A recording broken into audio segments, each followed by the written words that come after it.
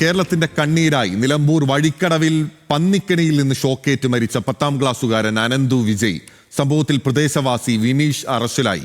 പ്രതി സ്ഥിരമായി വന്യമൃഗങ്ങളെ കെണിവെച്ചു പിടിക്കുന്ന ആളെന്ന് പോലീസ് പറഞ്ഞു. ഇറച്ചിക്കായി കെണിവെക്കുന്നത് ഇവിടെ പതിവാണെന്നും KSEB അറിയിച്ചിട്ടും നടപടി ഉണ്ടായില്ലെന്നുമുള്ള ആരോപണവുമായി നാട്ടുകാരും രംഗത്തെത്തി. മരണത്തിൽ പ്രതിഷേധം ശക്തമായതോടെ അന്വേഷണം ക്രൈംബ്രാഞ്ചിനെ വിട്ടു.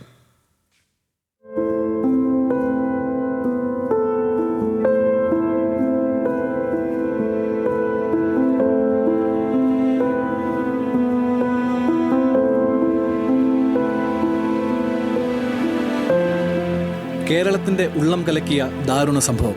10ാം ക്ലാസ് വിദ്യാർത്ഥി അനന്തു വിജയാണ് ഇന്നലെ രാത്രി തോട്ടിൽ മീൻ പിടിക്കാൻ പോയ ശേഷം തിരികെ വരുമ്പോൾ ഷോക്കേറ്റ് മരിച്ചത്.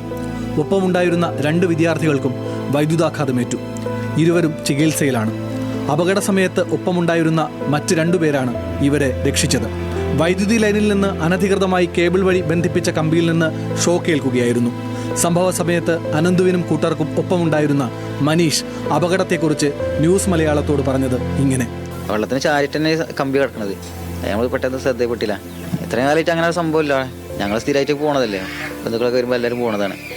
ഫസ്റ്റ് ജിത്തിന് ഷോക്ക് അടിച്ചിട്ട് പോകാൻ അവിടെ തന്നെ വീണു. തുടർന്ന് നടത്തിയ അന്വേഷണത്തിലാണ് വെള്ളക്കെട്ട സ്വദേശി വിനീഷിനെ പോലീസ് അറസ്റ്റ് ചെയ്തത്. ഇയാളുടെ സുഹൃത്ത് കുഞ്ഞു മുഹമ്മദിനെയും കസ്റ്റഡിയിലെടുത്തു.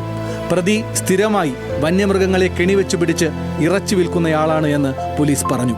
പന്നിക്ക് വെച്ച വൈദ്യുതി കെണി തന്നെയെന്ന് പ്രതി സമ്മതിച്ചതായി SP പറയുന്നു. ഇറച്ചിക്കായുള്ള പന്നി പിടിക്കൽ ഇവിടെ ബിസിനസ്സാണെന്ന് നാട്ടുകാർ പറയുന്നു.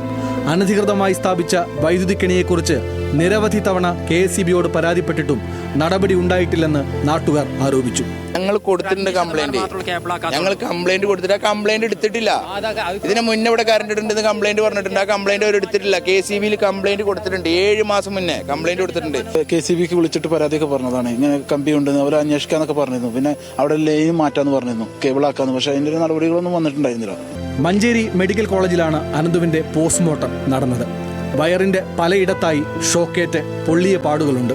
പോസ്റ്റ്മോർട്ടത്തിനു ശേഷം അനന്തു പഠിച്ചിരുന്ന മണിമൂളി CKHSSൽ പൊതുദർശനം നടത്തി. ചേതനയേറ്റ് കിടന്ന അനന്തുവിനെ കണ്ട് സഹപാഠികൾ വിങ്ങിപ്പൊട്ടി.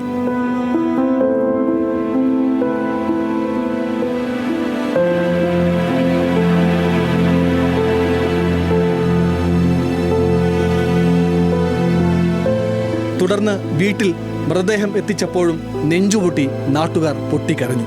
സങ്കടം താങ്ങാനാകാത്ത ബന്ധുക്കൾ കണ്ണീർ കാഴ്ചയായി.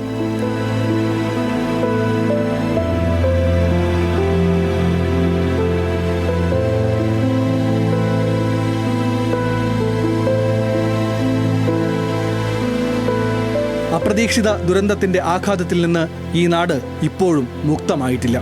ന്യൂസ് മലയാളം, മലപ്പുറം.